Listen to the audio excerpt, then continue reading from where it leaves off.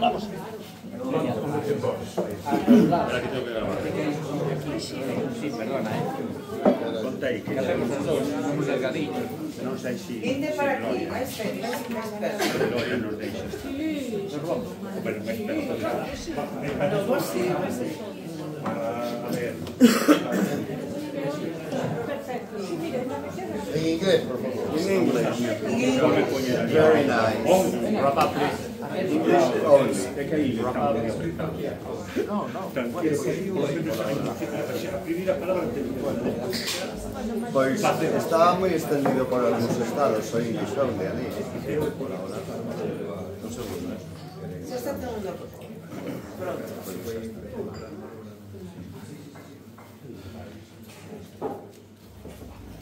Bueno, pois benvidos e benvidas ao terceiro podcast de Onda Piruchela. Hoxe temos con nós unha das artistas máis prolíficas, diría eu, do panorama musical galego, non?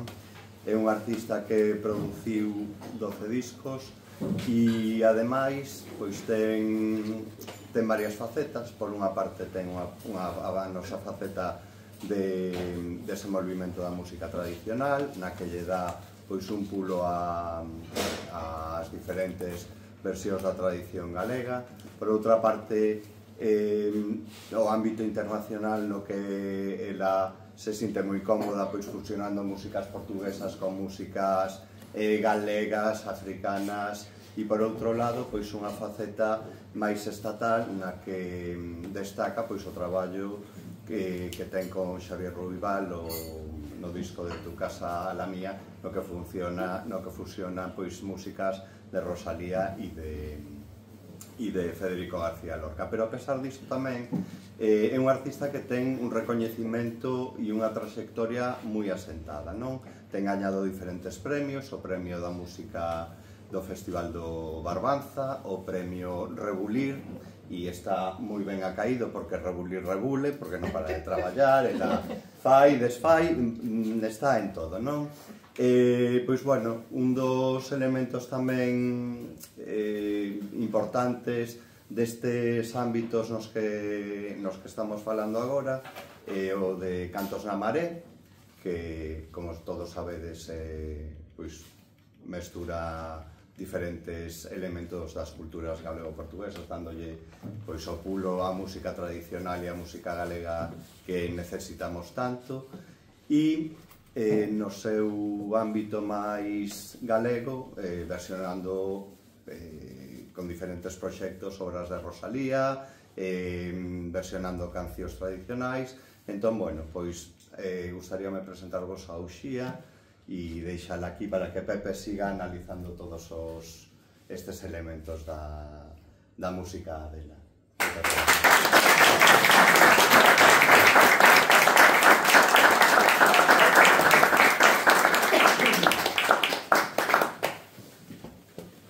Bo día, Uxía.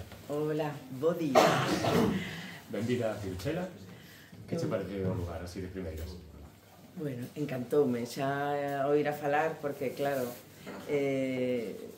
bueno, xa me une a amizade aquí a xente que fixo posible esta maravilla. A verdade é que é moi importante ter un espazo de encontro, un espazo cultural, gastronómico. Entón, bueno, pareceme moi acolledor e desexo, pois, longa vida a Piruchela. Sabes que o contexto non é contexto de emisora de radio, promoción, veño a falar do meu disco, que é o mellor, o último sempre. Ah, sí. No.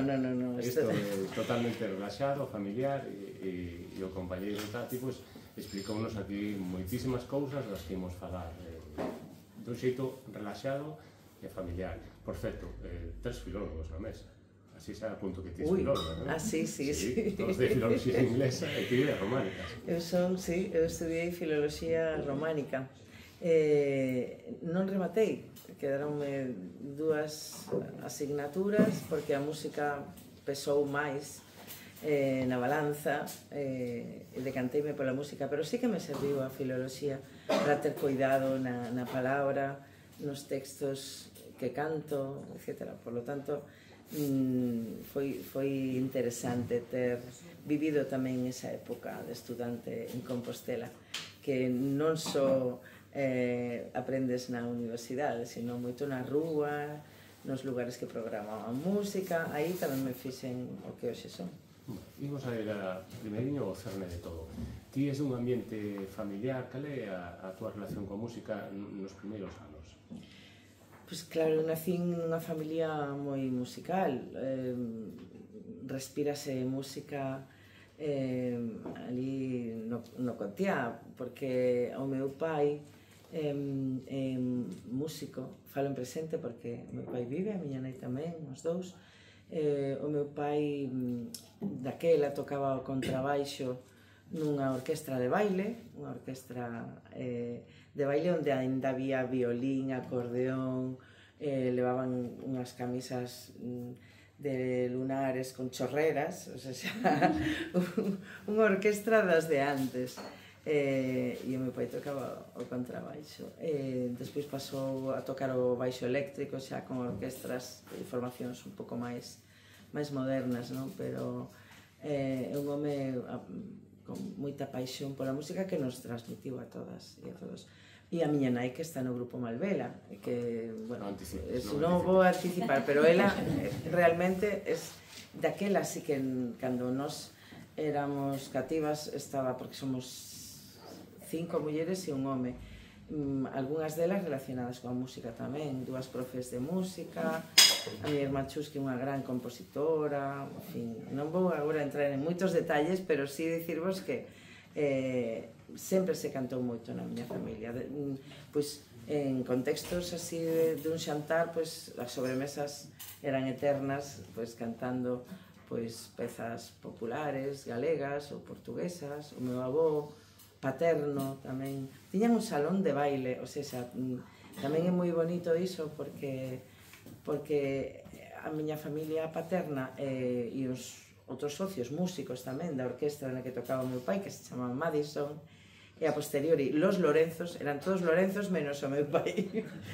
que era o intruso entre os Lorenzos. E nese salón de baile tamén tocaba a orquestra onde estaba o meu pai, a miña avoa estaba no guardarropa, o meu tío avó cortando as entradas, o meu avó por ali tocando o que podía, porque era tamén moi aficionado, en fin, para que vos situedes un pouco na miña familia. Pero o seguinte paso é presentarse a un concurso. Sí, iso xa foi estando na universidade, porque, claro, estudaba, pero seguía eu compoñendo as miñas cancións coa guitarra. Fun autodidacta. O meu pai quixo que todas estudiáramos música e estudamos, pero eu tocaba guitarra. O meu xeito, con xente amiga, escoitando Batallán, escoitando a Silvio, escoitando moitísima música, intentando reproducir iso e compoñendo tamén as miñas propias cancións. Entón, na universidade, entereime que había este festival de Bergantiños en Carballo, e ali fun coa miña guitarriña. Cando cheguei ali eran grupos moi numerosos tocando con baixo, guitarras, batería, e digo, que fago aquí? Que lío me metín? Porque cantei unha peza miña na noite Esbero, e unha peza do director da miña coral, Antonio Paz Valverde, que ademais foi un extraordinario compositor. Unha rara avis dentro do que as corais galegas. Suxírovos que coñezades un poquinho a súa obra, que a mí tamén me influenciou moito. Así que aí cheguei, e contra todo o pronóstico gañei o primeiro premio. Esta nena coa guitarriña aí cantando esas cancións, e iso desencadeou o que eu pensei que podía ser o meu oficio realmente, e así foi. Xa o de rematar a carreira foi moi difícil, porque comecei gravei un disco, primeiro unha maqueta na Radio Galega que comezaba daquela, claro, estamos falando de 40 anos. Comezaba a Radio Galega, comezaba a TVG, e ofreceronme pois gravar o meu primeiro disco. Así que foi ese primeiro disco? O sea, gravaste, escollistes cancións, tiñas algunha composición propia? A ver, eu podía ter feito un disco con cancións miñas, o que pasa que pensei que podía estar moi ben asesorarse con quen coñecía moito o mundo musical, porque a verdade é que era moi nova neses asuntos discográficos. Entón, contactei con Na Lúa, que era un grupo que xa tiña a súa zona e que tiña o seu camiño andado, e eles foron os produtores dese primeiro disco meu, Foliada de Marzo. Entón, bueno, pois hai composicións de algúns dos membros de Na Lúa tamén, e teñen xa unha sonoridade, pois, o disco vai tirando máis cara ao folk, que tampouco era que fose moito o meu mundo. O que pasa é que con eles aprendín a tirar máis da música de raíz e da música medieval tamén, porque, bueno, e das cantigas de amigo, de aí ven tamén o meu lado filólogo. Teña un profe na universidade que, como eu xa non tiña moito tempo e daba clase de pois eso, de literatura medieval, e eu non tiña moito tempo a estudiar, digo, mira, para o probado non estás, pero cantas tan ben as cancións de amigo que che vou poñer un notable alto. Entón, así foron os meus inicios. Estamos falando de 85, eran os tempos de... Bueno, vou falar dos Resentidos, claro. E entón eu non tiña nada a ver realmente coa música folk e tal. Pero bueno, lembras o Discoplay? Lembrades aquel boletín onde a xente de provincias podíamos facernos con discos e tal, non? Pois de vez en cando había ofertas, e un que xa era un pouco curioso, pois non compraba só cousas en rock, senón que de repente digo, pois a ver algo galego. E comprei esta cinta. 195 pesetas, agora xa teño en CD, gracias a do folk. Isto estaba grabado con grabaciones accidentales, que era un dos meus selos favoritos. E aquí descubrí a Oxía. Había unha canción que abre o disco que se chama Alba, na que canta tamén Fausto. Fausto, sí. E, bueno, namorei desa voz, flipoume. Encantoume esa canción, e un rockerito, así, adolescente, pois, que empezaba a escoitar estas cousas e... A ver, déixame tocar esta cassette que non a teño nin eu, Ai, que maravilla, por favor. E logo, claro, o título é Ondas do Mar de Vigo, pero logo descobres que poesía, pero poesía bastante moderna dentro do disco, claro. Son letras transgresoras, coido que tamén está Reixa por aí. Está Reixa, sí, son poetas galegos, e entre eles Reixa, que fala do contrabando de amigo, entón mestura como a cantiga de amigo coa historia do contrabando. Isto xa foi co grupo Na Lúa, porque eu fixen este primeiro disco en solitario, coa súa producción. Foi natural que entrases en Na Lúa. Claro, entón, como que xa traballábamos xuntos, algúns deles estaban na miña banda, na miña primeira banda, na que, por certo, estaba Isaac Palacín, que hoxe estará en Narón comigo, Pancho Álvarez, que tocaba con Na Lúa e agora está con Carlos Núñez, bueno, un gran músico. E despois entrei con Na Lúa. Pasámoslo moi ben, bo proveito, Están boas as lentellas, que non poida. Aquí logo cando edito di, me traí unha cuña e tal, que pasa? A xente non sabe que pasa. Claro, é verdad. Pois recomendo-vos moito a Na Lúa, porque tal vez sexa un grupo un pouco eclipsado, non? Cando falamos de música galega, e eclipsado por unha razón comercial, digamos, porque que non eran fáciles de encasillar. E entón, ao final, esos son, para mí, son os grupos que realmente perduran, e Na Lúa tivo momentos así de máis popularidade, pero non a banda a reivindicar da zona de Porriño. Sí, de ali son de Mos, E xa cando me ofreceron entrar na Lúa era unha oportunidade tamén, porque era un grupo con prestixio, con moitos concertos e con unha entrega no profesional alucinante. Para que vos fagades unha idea, nos ensaiábamos mañá e tarde, é como se fose a fichar a oficina. Pola mañá era máis labor, eu dedicábame a temas de comunicación, por exemplo, e pola tarde ensaio, propiamente dito. Así que imaginadevos o que era iso para unha rapaza que comeza na música. Un grupo moi experimental, moi curioso, moi ligado a Portugal, tamén me abren un pouco os ollos cara a música seca, cara a música de Fausto que está neste disco. Imagina unha nena grabando cun das vacas sagradas da música de Portugal. Así que, bueno, foi moi importante e sobre todo para apreciar a nosa música de raíz. Comecei a escoitar as Santalices, comecei a escoitar, bueno, pois, sobre todo Santalices, que creo que o que máis me marcou. De aí ven, pois, o Alala das Mariñas e tantas cousas que están moi no meu ADN porque pasei por este grupo, por Na Lúa, non? E a música de Portugal e tamén a música celta que daquela, digamos, que entrou con moita forza en Galicia, non? E que todo o mundo quería como imitar o tema celta, pero Na Lúa estaba noutra historia, non? Tamén tiñan moitas influencias do pop, do jazz, de outras músicas. Por iso creo, tamén nacín nesa cousa da mestizaxe na música que me acompañou ata agora, non? Creo eu que hai que facer unha música tan pura, porque non existe, para empezar, sempre vimos de outras historias, e entón gustame moito esa mestizaxe. Pois xa vimos que agora que está Uxía, celebrar a xira dos 40 anos, pois entendemos toda a imaxe que temos así global. Cada vez que nos dimos Uxía veñenos unhas palabras á cabeza, que son precisamente deste momento de formación, gracias a Na Lúa. Canto tempo estás en Na Lúa?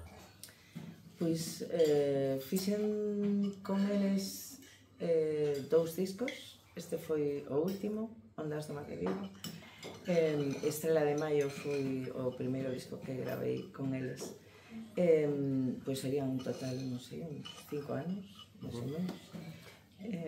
Retomei a miña historia. Sí, porque así como é natural que entrases en Na Lúa porque teñas produción de xente de Na Lúa, tamén en certo modo normal ou habitual que a voz solista ou a voz femenina pois saia nun proxecto solitario. E aí é cando entra Nube Negra, o selo canario.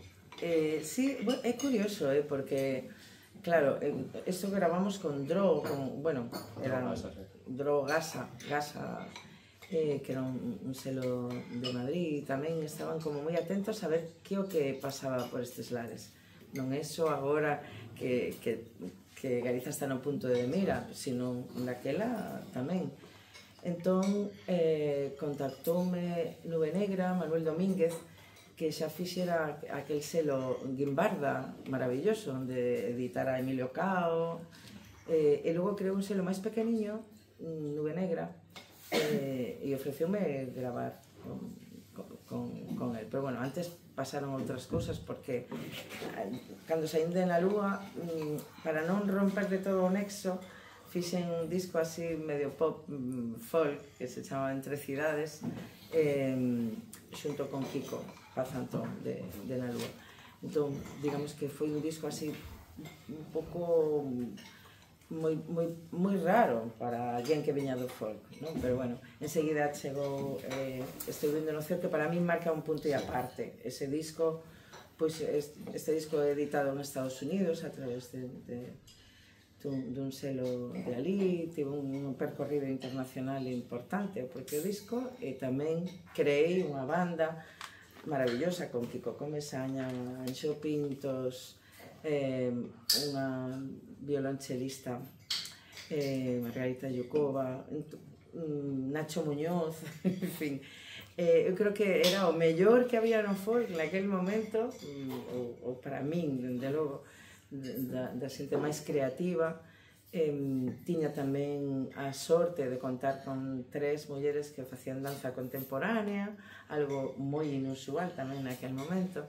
E como son moi atrevida, dixen, pois vou facer isto, a ver que pasa. Era bastante complicado, porque tampouco había as condicións técnicas para facelo, non había linóleo nos escenarios ás veces para poder facer danza contemporánea, pero o caso é que eu fun realmente consciente de que a música galega tiña unha potencialidade enorme, cunha mestura de arranxo entre o clásico bueno, e o contemporáneo, pero Nacho Muñoz viña moito do tema da música clásica, un tipo moi experimentador, e eu deixo que a xente que traballa comigo pois se exprese libremente, non? Que creo que é moi importante, non?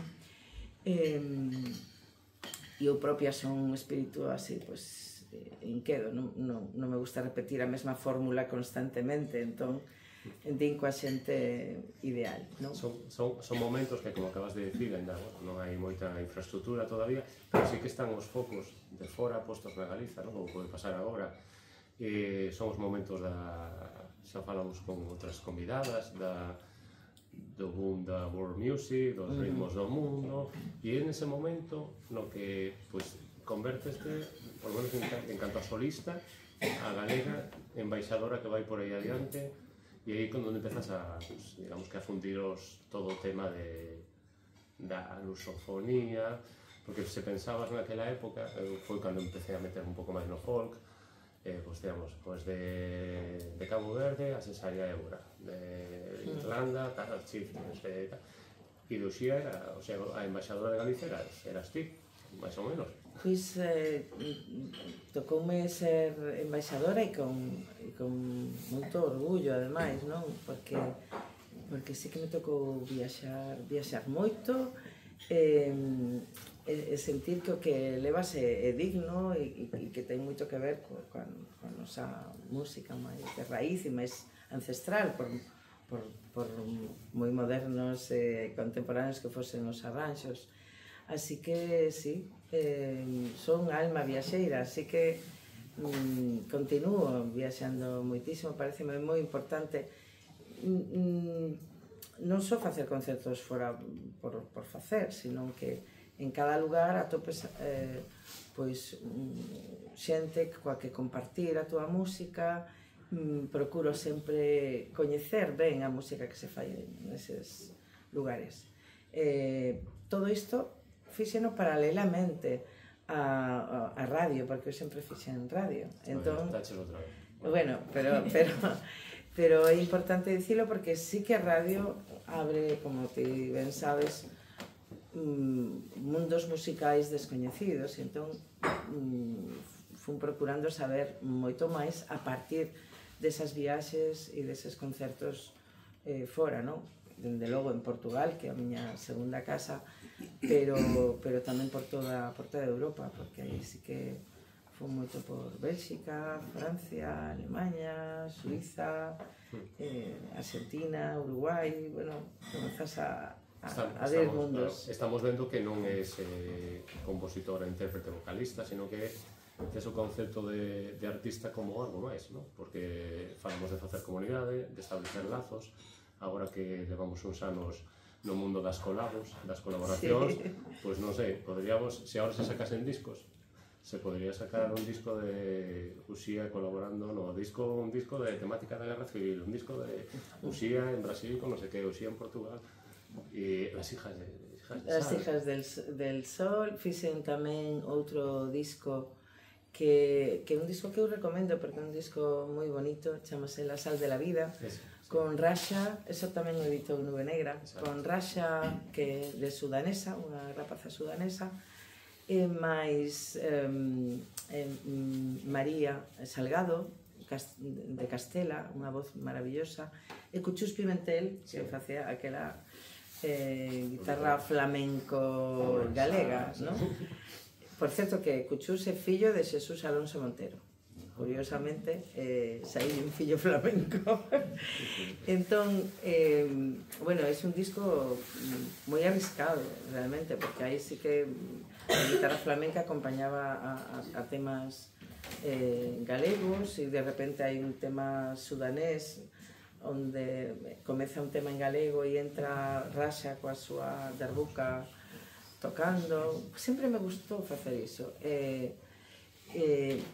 E ás veces tamén tiven críticas por iso, porque sempre hai xente moi purista e moi fundamentalista, moi ortodoxa, que pensa que non podes, que colonizador, porque claro, porque o flamenco coloniza, digo, é que non podemos pensar dese xeito, porque sempre hai conexións, e é bo establecelas. Con calquera país e música do mundo podes establecela. Entón, é así. Imos agora con este tema un pouco de divulgación. O tema, como xorde o tema da radio? É unha cousa que a veces se comenta nos circuitos. Como é que un artista fale de outras artistas? Tes maior responsabilidade, coidas aínda moitísimo máis o que dis de compañeiras. Como enfocaches ti ese tema? A ver, é difícil. Bueno, primeiro fixen algún programa en Radio ECA onde eu poñía a música que quería, despois fixen outras músicas na Radio Galega. Aí era un pouco máis libre de poñer música de aquí e de outros lugares. Pero cando fixen o Diario Cultural, que fixen o comentario crítico semanal durante 20 anos, pois aí sí falaba de outras artistas da terra. Claro, eu procuraba sempre facelo como artista que son, sabendo do esforzo que implica facer calquera tipo de traballo, por lo tanto apenas existía, digamos, o que era a crítica negativa. Procuraba resaltar sempre o positivo que había en cada traballo. Alguns gustábanme máis ou gustábanme menos, pero dende logo escoitaba con máximo respeto e procuraba transmitirlle á audiencia que se estaban facendo cousas moi interesantes en Galiza, de moi variados estilos, e que xa apuntaba o que hoxe está a acontecer. O sea, que foi un goteo constante de proxectos, por exemplo, como Leilía, que eu coñecín desde o inicio, e que ademais me ensinaron moitas das pezas que eu cantei nalgúns dos discos, como Chorei, A Laranxa, moitísimos. Entón, ia contando o que para min eran eses artistas, as conexións que eses artistas tiñan con outras músicas, e foi con moito esforzo tamén, porque ás veces estaba viaxando, estaba, eu que sei, en Brasil, con outro fuso horario, e ás 4 da mañá tiña que estar en contacto aí co Diario Cultural de Ana Romaní para contar neses 10 minutos escasos que tiña, pois é un comentario crítico semanal sobre un disco, sobre un concerto. Ás veces aproveitaba, xa que estaba por aí, pois para comentar algo do que sucedía en cada país. Paralelamente fixen un programa con Begoña Camaño que se chamaba Andando a Terra. Ela facía parte sociopolítica e eu a parte musical, que foi moi fermoso tamén traballar unha compañeira tan sabia, da que logo falaremos, se queredes, un poquinho. E que máis fixen? Bueno, pois... E tamén unha colaboración cun programa de Xurxo Souto, onde eu facía unha sección que se chama A Mala de Uxía, a miña maleta viaxeira, e bueno, con ese doble sentido. E tamén o pasei moi ben, porque con Xurxo Souto sempre se pasa ben, un entusiasta, bueno, en fin. E tamén moi atento ao traballo que ti facías, Pepe, descubríndonos as nosas músicas. Así que somos unha comunidade pequena, a xente que facemos, pois eso, que divulgamos a nosa música, pero creo que é moi valioso facelo. Sí, non sei, debe ser de esa época na que nos coñecimos, ou comezo de 2000, xa perdó. Bueno, a min pásame que eu a cronoloxía, eu si teño que escribir as miñas memorias, levaría moi mal, porque non teño tampouco tan claro cando foi determinada cousa, así que facer unha liña do tempo aí e ir anotando... Sí, a verdade que non me lembro exactamente cando falamos por primeira vez ou algo, eu tampouco, pero probablemente sería por algo así, por alguna entrevista ou non sei, porque eu me enterei que existía o teu proxecto e falaba del na radio tamén, Pues gracias. Sí. No hai, neste caso non hai ese interese de que fulanito traballa nun medio coñecido, entón non houve peloteo neste caso. No, en absoluto. No, que iba a conseguir Uxía de Alberto de Ella, nada. Bueno, o tema que falábamos antes de ser intérprete, de escoitar moitas músicas polo mundo adiante, pois fai quizás que tamén se seas vista como intérprete, máis que compositora. Non é moi prolífica ti asinando cancións. Como levas ese tema de ter que preparar material? Supoño que a estas alturas as presas da industria non existen. Ai, eu levo moi mal iso. Teño que ter tempo para min, que moitas veces non teño, entón como ando ocupada en mil cousas e producindo outras, ás veces faltame o tempo para compoñer. Pero si, sempre iba facendo as miñas cancións, pero de repente se me apetecía cantar unha peza de María Elena Walsh ou do Seca ou tal, pois gravaba, porque creo que a interpretación tamén é un xeito de creación, non só a propia composición, porque cando tú interpretas, non é? Recreas unha música e faz que esa música soe nova, se ti a levas ao teu terreno e a traballas como tal. E logo a composición requere, pois eso, tempo, sentarse a escribir. Eu compoño coa guitarra, pois coas miñas limitacións. Cando entrou na miña vida musical Sergio Tanos, que é un músico extraordinario, un guitarrista brasileiro que controla moitísimo de armonía, e compuxemos moito xuntos, e hai cancións que creo que teñen esa riqueza melódica, porque está ele tamén, non? E eu toco a guitarra coas miñas limitacións, pero sí que me vale para compoñer. Pero compoñer sempre un acto introspectivo, moitas veces, e a miña vida non é moi para dentro, o sea, tamén o é, lóxicamente, pero teño, pois eso, moita actividade que non me permite iso. Unha vez, en Danza das Areas, concretamente, en ese disco, tiven que internarme literalmente nun mosteiro para poder centrarme e compoñer as cancións dese disco, que además quixen que fose un disco fundamentalmente de composicións miñas. Entón, interneime ali, almorzaba Isto foi o monasterio de la Santa Espina, perto de Valladolid. E ali estaba, ás 7 da mañá, como se chaman que están nos mosteiros, os monxes, non? Monxes. Eu soa de muller toda rodeada de monxes, logo iba a dar un paseo coa guitarra, compoñía, escribía, cumpría os horarios de tal, e aí conseguín iso, e además é que me pasa cada vez que teño que preparar algo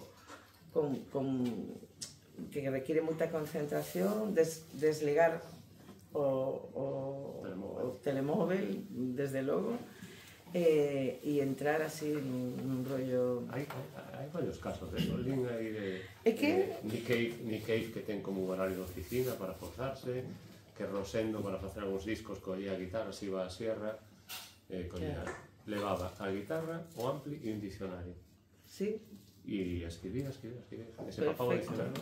Perfecto. O sea que non é prolífica a hora de compoñer por actividade, pero ao mesmo tempo traballas en produción. Non paran de ser proxectos, porque agora o tempo está demostrando agora, por o tema da industria, que os ingresos son de tocar ao vivo, non son de vender discos. Claro, entón... E aí empezamos a sacar proxectos, o de Cantos na Maré, aí sí que fun varias veces, e parece unha experiencia realmente fantástica. Teño un par de momentos que son dos que non olvidaré na miña vida. Antonio Sambuxo nas crechas, que empezou a cantar, e eu empecé a chorar, eu todo cortado, e mirei para o lado e dixen, se son todos músicos. Eu debe ser dos poucos que non era músico. Se veixo a Brais Morán chorando ao meu lado, dixen, bueno, e foi un momento que guardarei todo. Sí, porque facíamos como unha presentación do que ian ser os artistas que logo participaban no Cantos na Maré, Festival Estábamos como aquí, imagínate como aquí, e 4 artistas no escenario coa súa guitarra. Bueno, pois vou cantar isto, canta Wally, e canta Lenine, que eu decía, Lenine. Sí. E de repente trae Zamullo, que non sabía nin quen era. Ninguén sabía moi ben. E empezamos a chorar ali con unha cousa. Era un canto, lembro perfectamente, además, era un canto alentexano que le de ali, de Bexa, os canta moi ben. Porque el fixo, bueno, traballou e cantou nunha casa de fados, pero tamén ten moi presente a súa raíz alentexana. E claro, empezou a cantar unha peza preciosa, preciosa, e nos emocionou a todos.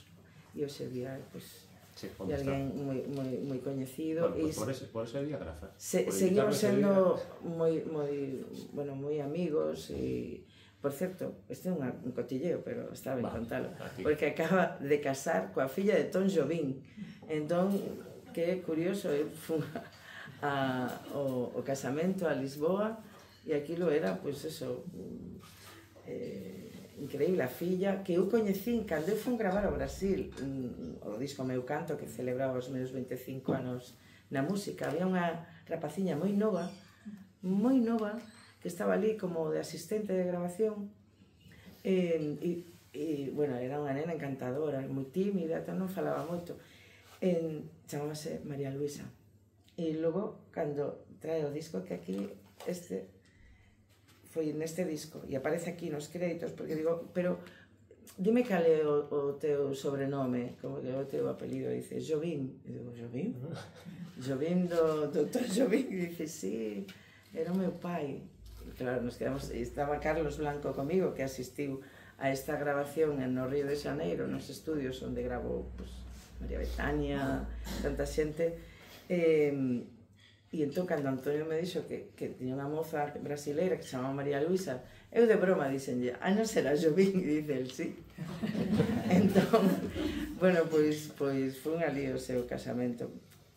Con isto quero dicir que ás veces tamén, cando facemos proxectos como Cantos na Maré ou como calquera outro, eu procuro tamén que os artistas interactúen entre eles, crear espazos de convivencia, como pode ser este da Piruchela, porque é importante a convivencia, o xantar xuntos, que creanse lazos de amizade moi potentes.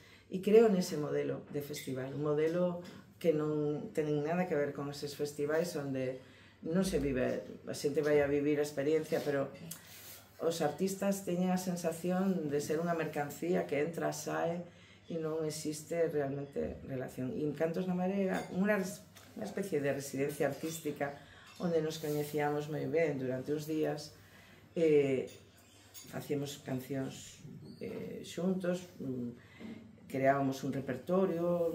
Sí, había como unha banda base. Unha banda que era sempre a mesma, bueno, a veces se incorporaba algún músico a maiores, dependendo do tipo de repertorio, pero por ali pasou Carlos do Carmo, que de repente fixo unha peza con Mayra Andrade e cantaron en galego non sei que cousas, e nos contaban as súas experiencias de vida tamén. Por lo tanto, ese é o meu modelo humanista tamén na música, e creo que agora a industria musical vai moi rápido e esquecemos de onde ven a música, da experiencia comunitaria, da necesidade de comunicarse a través da música, e entón, pois eu creo máis nese modelo que no modelo mercantil e que vai a unha velocidade de vertixe que non nos permite disfrutar do proceso, nin disfrutar da promoción, porque nun mes o disco xa é bello. E entón, non, eu creo que hai que volver un pouco a artesanía e tamén pois eso, un modelo máis humanitario, e tamén poder usar a música para comunicar como ves o mundo, e tamén que iso sirva ás veces para remover un pouco por dentro as persoas e que lles faga pensar, etc. Xa me vas poñendo as preguntas. Bueno, porque... Remover, compromiso, a música entendida como arte, como comunidade, e ser comprometido a veces pode ter problemas. Entón, cando foi o tema de fuches unha cara visible de nunca máis, cando o Prestige, iso tivo un mal momento para ti, para Suso de Toro. En canto, non sei, contratacións cos administracións, certo modo vetada, un pouco eclipsada nos medios, como... A ver, cando faz iso non pensas nas consecuencias, é un compromiso que ti sentes naquele momento e vas con todo o que tes. Creo que foi moi importante que nese movimento de nunca máis houvese xente que non fose só de partidos políticos, sindicais, etc. Era un movimento moito máis amplo, que foi o que lle deu forza realmente. E eu tentei, pois iso, a maneira de comunicar era outra, porque aqueles manifestos que escribía Manolo Rivas non eran moi comuns, non? Pois nunha manifestación, ou que alguén cantase unha lalá, e que logo a xente visibilizase que era algo que nos atinxía a todos, non só a xente do mar, sino a todo o país. E eu sentín que ese compromiso era ineludible, que había que estar aí, era un momento histórico que había que estar aí. Entón, é unha especie de ano sabático, ou 2 anos casi, que vivimos aí con reunións permanentemente, viaxes, para tentar explicar o que estaba acontecendo aquí, porque os medios non o contaban, como ben sabedes e lembrades. Entón, o esforzo de comunicación, o que estamos facendo aí, que na música tamén nos dedicamos a comunicar, e nese caso había que comunicar pois que había un abandono absoluto por parte do goberno. Abandonaronos a nosa sorte, entón a xente a coller chapapote coas mans, unha situación absolutamente irregular do que debería ser un funcionamento democrático e cuidadoso coa xente, co entorno, cos medios naturais que nos temos. E daí o mellor ainda arrastramos un pouco, de que moitas das artistas galegas están como comprometidas políticamente, e a veces parece que como estamos tendo un goberno do mesmo signo todo o tempo, sí que hai como un pouco de reticencias, non hai receptividade cara... Sí, claro, a ver, é que a administración está moi lonxe ás veces de entender o que somos, non? E o alcance da nosa identidade cultural, dende logo, pouco cuidado coa lingua, coa difusión da música propia, etc. Entón, nós seguimos o noso camiño e tentamos ser o máis coherentes posibles, non? Agora mesmo, o compromiso é claro, todas as miñas compañeiras toman decisións complicadas, como acaba de tomar Guadi ahora, abandonar o Spotify ou en fin, tantas amizades como a Pedreira, por exemplo, xente que fai música de verdade, porque o sente, porque vive nunha sociedade e tes que opinar sobre o que está acontecendo, non? O tema de Palestina, desde logo, agradezo esta bandeira que... E, en fin, creo que temos voz tamén para poder manifestar e non pasa nada. Que logo iso ten unhas consecuencias, bueno, pois hai que asumilas, evidentemente, non? Bueno, xa vai sendo o tempo de que saquemos a palabra famosa, madriña. Ou si a moita xente se refire a ela como a madriña da música galega, e está asumido porque este disco pon Producións da Madriña. Sí, puxenlle nome, xa dixemos xa que me chama madriña, da Madriña Producións, da Madriña Edicións, creei o meu propio selo e así. Pero os primeiros que me chamaron madriña foron os Diplomáticos de Monte Alto, porque os levei a facer o seu primeiro concerto no Porriño. Eu tiña unha asociación cultural, tiñamos, a Asociación Cultural do Louro, e e eles dicían, pero Xurxo, pero se só temos 4 cancións, digo, a mí dame igual, repetidas en bucle. E ali apareceron, que eu flipaba con ese grupo e con ese rock en galego tan auténtico e coa súa filosofía, en fin. Entón, a partir de aí, sempre me gustou acompañar e amadriñar proxectos novos, non? É unha das cousas que máis me dan alegría. A mí tamén sempre, no labor que teño, na pouca influencia que poda ter, hai discos que me gusta recomendar moito, non? E este é un deles, de feito, na exposición sobre música en galego que me contratan de vez en cando, é unha das fotos que quero esta, non? Saides, aparte que así teño dúas persoas moi queridas na música xuntas, Uxía e Narf.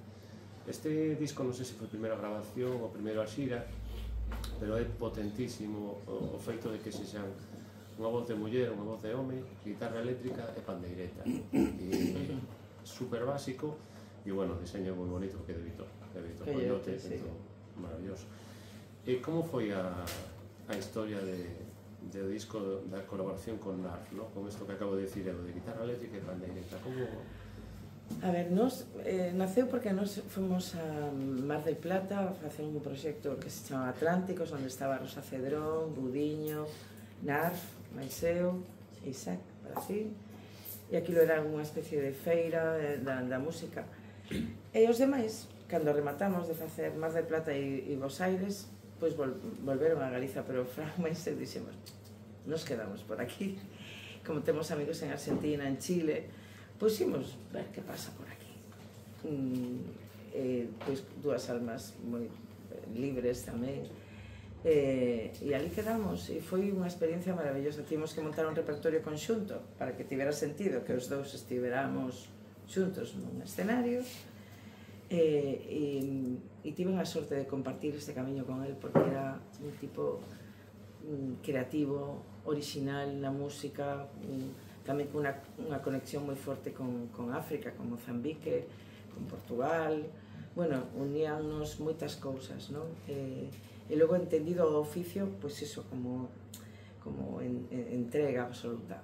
E naceu en Chile, logo fomos a Argentina, logo volvemos a Argentina outra vez, pero xa co disco, porque logo dixemos, se queremos que este proxecto continúe, porque a xente lle gustou moitísimo escoitarnos xuntos, pois gravamos un disco que foi moi artesanal na súa casiña, pois aí o gravamos con toda a tranquilidade do mundo, e pensamos algo moi básico, guitarra eléctrica, dun xeito tocaba único, e repertorio dos dous.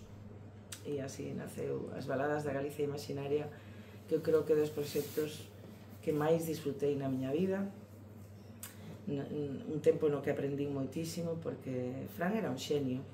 A mellor a xente non tive a oportunidade de que o coñecese tanta xente, quizáis a través deste disco sí, un poquinho máis, porque escoitou no público que non era habitual. Hubo momentos previos a este disco nos que Fran o pasou moi mal. Non digo que pasase fame, pero que realmente momentos moi duros. Pero ele nunca renunciou a facer música, era unha mente brillante, un tipo logo divertidísimo, encantador, pasámoslo moi ben. Viaxar non é fácil, viaxar con outra persoa, se non hai afinidade, respeto, cariño mutuo, admiración, en fin, todo iso había. O ano que ven fará 10 anos que Fran xa non está físicamente entre nós, pero acompañei tamén todo o proceso de enfermidade, e do seu último concerto absolutamente inesquecible en Santiago. E xa vos digo, recomendo vos este disco, pero toda a discografía de Narf, que era un creador. Coincidimos en Pontedeume, entre Materra, o Festival de Materra. Estaba Ana, sí. Tocastes vos, eu puxe música ali tamén. E logo, hai veces, el sacaba esa guitarra eléctrica, unha peza tradicional, sacaba pandeireta, e aquilo tiña un poder increíble. E logo traballamos moito tamén as armonías vocais, porque cantar con outra persoa, pois eso, implica tamén deixar os egos a un lado e centrarse en que aquilo soe bonito e non agora estou eu e agora está ela, non, o sea, aí fixemos unha xira por todo Estados Unidos de costa a costa, voltamos a Argentina, Uruguai e fixemos Galiza, pues, muitísimos lugares, así que, bueno, sempre nada. sí. Outro proxecto que me gusta moito porque son 4 artistas que me encantaban por separado e ao final, cando empeza a sair o de Enredadas, eu dixe, non pode ser. O sea, Martirio, que foi unha das primeiras cantantes que me marcou de novo, o que decía antes, unha persoa que lle gusta o rock, o pop, o que está nas radios e tal, de repente ve a Martirio na televisión e dixe, me pasou con María Jiménez, con Martirio e pouco máis, quedarme alucinado. E se quedaron para sempre na miña vida, non? Entón, e logo Carmen París, que pude levar a un ciclo que organicei, o único ciclo que organicei aí en Ferrol, no Jofre, e cando me dis que está a Pedreira, ti, Martirio e máis Carmen París xuntas nun proxecto, como xorde esa locura? Encargáronme facer algo cara novembro, por agora o 25, ese día que nos marca a todas as mulleres, a violencia machista, e pensei, vou crear un espectáculo con mulleres que quero e que admiro e que creo que non me gusta que os proxectos teñan así esa caducidade, porque implica moito traballo, que poidamos continuar un poquinho máis a ver que pasa. A idea era facer ese espectáculo para ese día na Coruña, no Teatro Colón, pero é que o pasamos tan ben, dixemos, isto non pode acabar aquí. E levamos como 7 anos facendo concertos por toda a península, disfrutando moitísimo, 4 mulleres, como di Martirio, que ni se compran ni se venden, e que estamos aí por puro amor a música, descubríndonos unhas as outras. Foi un proxecto precioso, pero eu quería apuntar que antes houve outros proxectos de mulleres onde eu o que quería era que se visibilizase o traballo musical das mulleres en Galiza. Temos aquí unha que participou como música chegada de Portugal en Sondelas, onde estaba Guadi, Mercedes Peón, a Pedreira, María Manuela, en fin, mullerazas. Antes fixeron con María Joao, con María del Mar Bonet, en Vigo, entón sempre houve esa preocupación de que o traballo das mulleres se visibilizase. Ela tocaba o acordeón, facíamos as 7 mulleres do Miño todas ali, un poderío no escenario, foi precioso. E con Enredadas é algo moi similar, só que aí queremos poñer en valor, digamos, a música de raíz ibérica, e aí hai moitísima riqueza que nos queremos poñer en valor, non? Martirio é unha muller fascinante, moi divertida, pero moi profunda tamén ao mesmo tempo. Carmen París toca piano, transformou un pouco que era a jota aragonesa e o fixo un xénero universal, o mesmo fixo coa copla Martirio, e o mesmo que tratamos de facer a miña tocalla Pedreira máis eu coa nosa música, darlle esa dimensión universal, e tamén no caso da Pedreira con a vea moi teatral, entón todo ali é, en fin, unha experiencia moi enriquecedora. Todas os concertos de Enredadas, se non os vistes, bueno, estivemos en Ferrol, non hai tanto tempo, e foi precioso, pero viaxamos, estivemos en Cataluña, en Euskadi, Madrid, moitísimos lugares. E volvemos, xa chegamos un pouco cara presente, pero retomamos unha das primeiras cosas que dixemos, que era o tema do flamenco. A cabeza non para, non? Como se suele decir. Como sai esta... Ti tes unha amizade con Javier Ruibal, lembro un concerto que fun a Porriño a ver a Javier Ruibal, que foi fantástico tamén, dos maiores letristas que hai en España. E como xorde a colaboración esta de de tu casa a mía. Pois... De Federico García, bueno, por se non sabedes, Federico García Lorca e máis Uxía, cantado por vos dous, grabado no Náutico. Sí, no Náutico de San Vicente, que teño un estudio aí e nos brindou o estudio, pero antes tiñamos feito algunha colaboración porque coincidimos en varios proxectos e a min chamaronme das bodegas de Martín Kodax para que convidase a alguén. Entón, un dos anos convidei a Javier Ruibal, fixemos ese concerto, sentímonos moi a gusto con Sergio Tanus, con Marcos Teira. Entón, cada vez que nos preguntaban nas entrevistas, e que vos uniu? Dicía, pois o Alvariño. Entón, sempre disfrutamos tanto dese concerto e dese momento que, bueno, e que podíamos facer que non fose repetir os éxitos de cada un de nós? Entón pensamos nesa conexión que hai entre Lorca e Rosalía, porque Lorca sentía unha fascinación por Rosalía, pareceunos bonito contar iso e que a xente descubrise tamén outra cara de Rosalía que non se coñece tanto como nos pensamos, e a descubriron en Andalucía. E nada, preparamos, veña, facémolo así, ti preparas unhas pezas, uns poemas de Rosalía os que máis che gusten, ou de Lorca, intercambiamos, bueno, a min gustaríame que fixeras a Ibala Loca Soñando, que é un poema que a min entusiasma, que hai poetas presentes poden entender a fascinación que os dous sentimos por estes dous poetas tan populares, tan defensores tamén das xentes máis humildes. Nos pareceu que esa conexión era importante e a nosa tamén ten que partir sempre da admiración mutua e pois iso, da entrega. E aí... Falabas antes de apartar un pouco os egos e chegar a un punto común. Sempre, sí. E entón, bueno, pois traballamos moitísimo, estivemos moito en Andalucía para a xente de Galicia, e a Andalucía non é doado, así que poder viaxar da man de Javier Ruibal, que é un dos grandes cantautores en fin, en lingua española, o sea, é alucinante. E logo o respeto que el sentiu pola nosa lingua, cantou en galego, esforzouse moitísimo en facelo ben, emocionouse na grabación cando cantou Chove en Santiago, con unha música que el fixera para ese poema, emocionouse moitísimo. Non coñecía tampouco os 6 poemas, sí que os coñecía, pero non afondara neles, dos 6 poemas galegos de Lorca.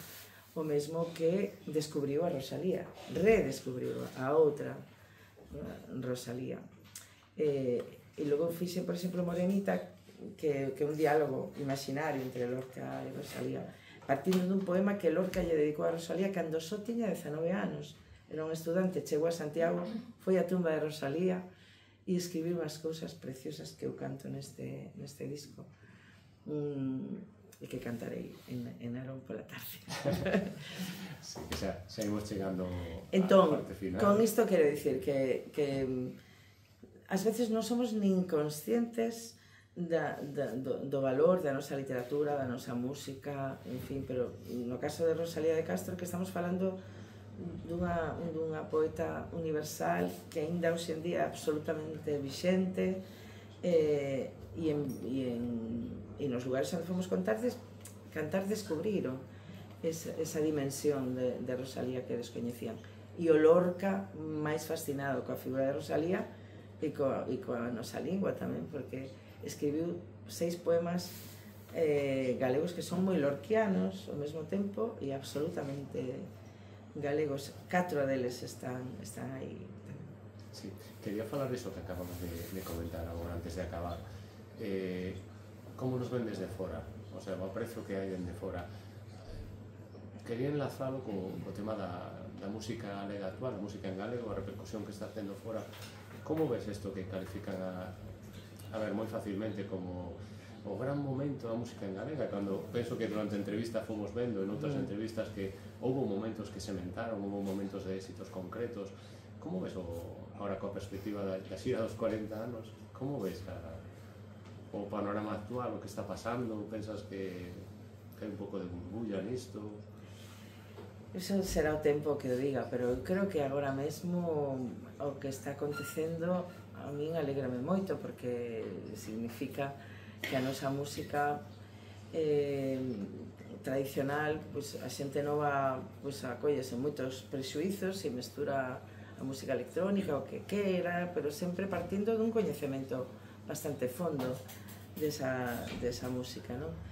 Entón, pareceme interesante, sempre cando tamén é certo que se teña en conta todo o que se sementou antes, non? Porque todo isto non sería posible se non existise os ventos, se non existise María Manuela, se non existise tanta xente que traballou antes, ou ese disco de Batallán que abriu tantos camiños, o Milladoiro, ou Unha Lúa, en fin, todo o que foi sementado antes. Entón, hai que buscar ese equilibrio, non? Entre, pois eso, agradecer o que ven de atrás e no meu caso amadriñar todo o que poida e apoiar e axudar a divulgar por toda a música nova que se está a facer.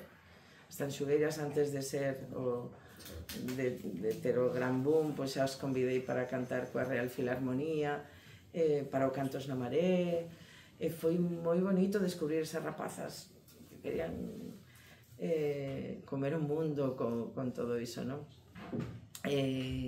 Entón, tamén é certo que xunto a esa eclosión da música galega contemporánea, con Fillas de Casandra, Mondra, Tanxugueiras, de Encures, en fin, xunto a eso conviven outros proxectos, como o de Guadi Galego, que ben coñecemos e que é unha muller que quero moitísimo e admiro moito, que estivo aquí ademais.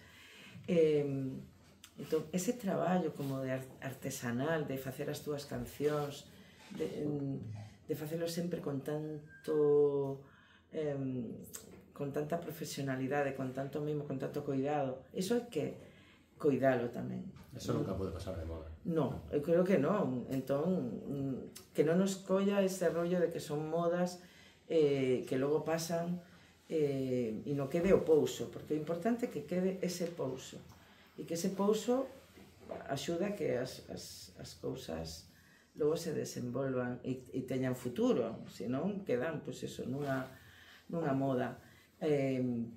Entón, eu creo que hai que valorar tamén o traballo, ou a xente que fai jazz en galego, jazz galego a un nivel extraordinario, e rock, e pop. Bueno, vemos o que son os premios Martín Kodaks, que me tocou ser xurada algún ano como a ti, e digo, pero de onde sae tanta creatividade e tanta xente nova facendo cousas interesantísimas, ou Carla co seu grupo Zabala, que está aquí, tamén representante dese novo xeito de entender a música, de comunicarse a través da música e con, bueno, con estilos que se interconectan tamén, porque non existe só, pois eso, o tradicional, se non está mesturado con outras cousas.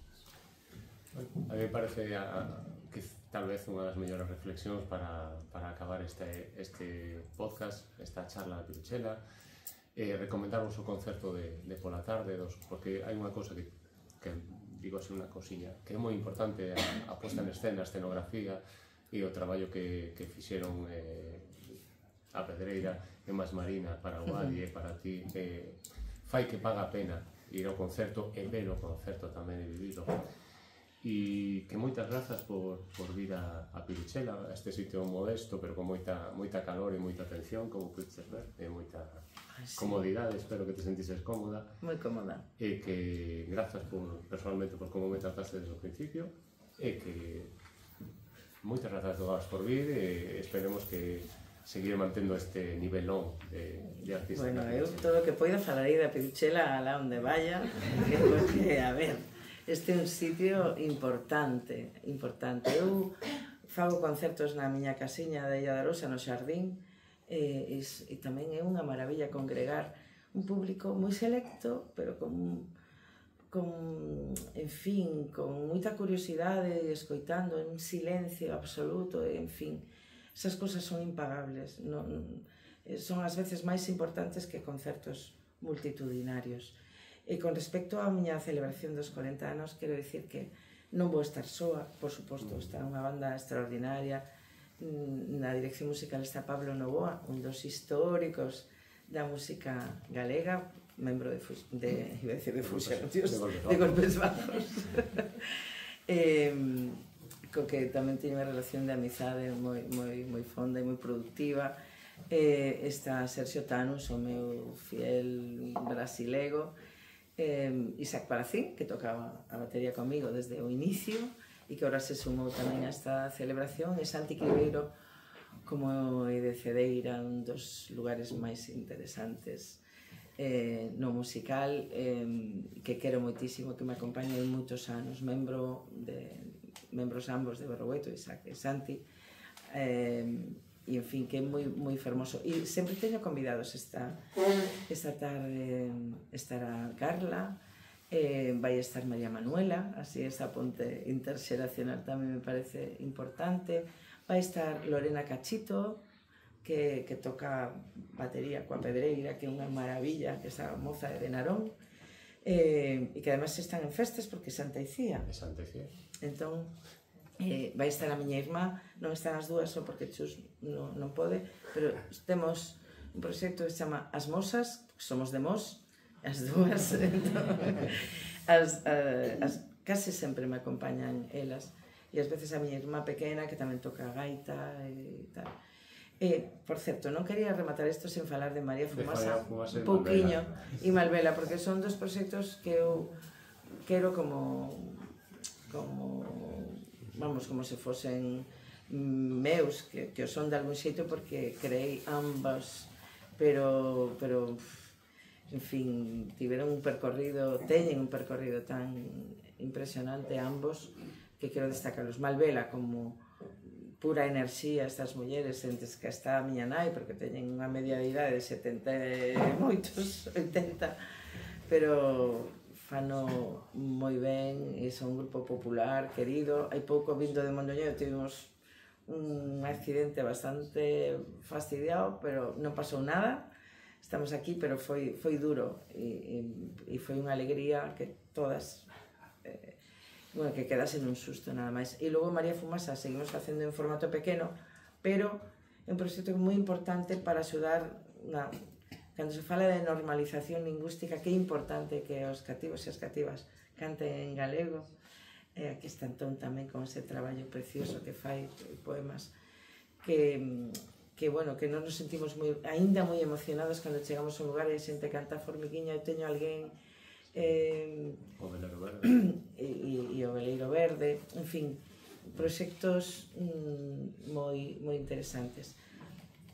Porque, bueno, teño que falar deles e non revento, porque, claro, unha historia tan longa de 40 anos van a estar presentes todos esos proxectos dun xeito ou do outro, nalgún momento, en Galicia. E quería destacar, efectivamente, todo o traballo de dirección escénica de Uxía e de Marina, e, en fin, de todo o traballo que fixemos para isto.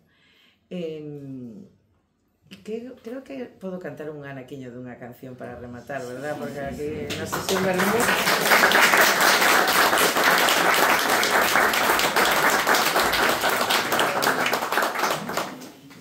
Así, ademais, podemos facer un coro aquí bonito, porque unha das cancións, falando do Alentexo antes, que máis me acompañou nos últimos tempos, é A Gotiña d'Agua. E como sabedes cantar, así non canto eu soa, vale?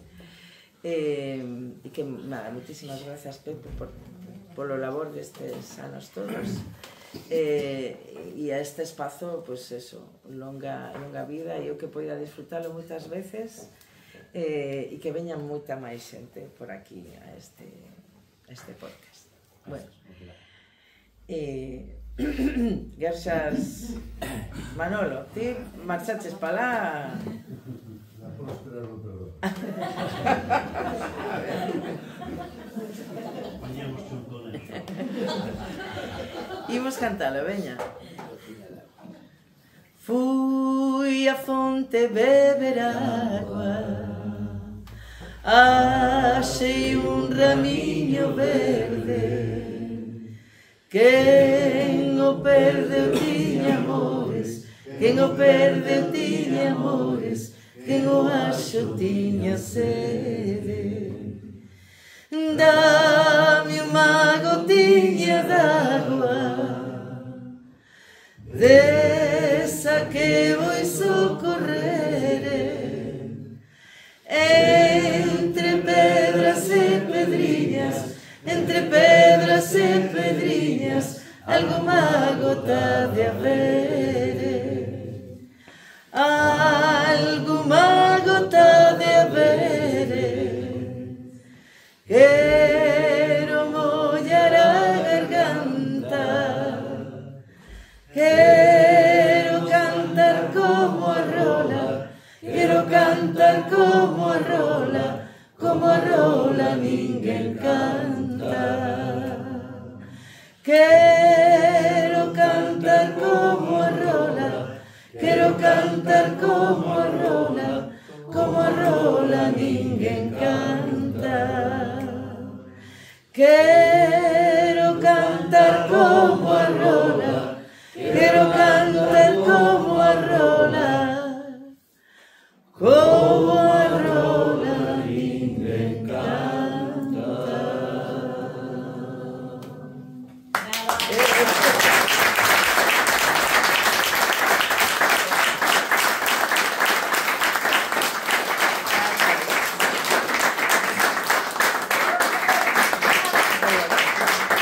Para Pepe, el más grande.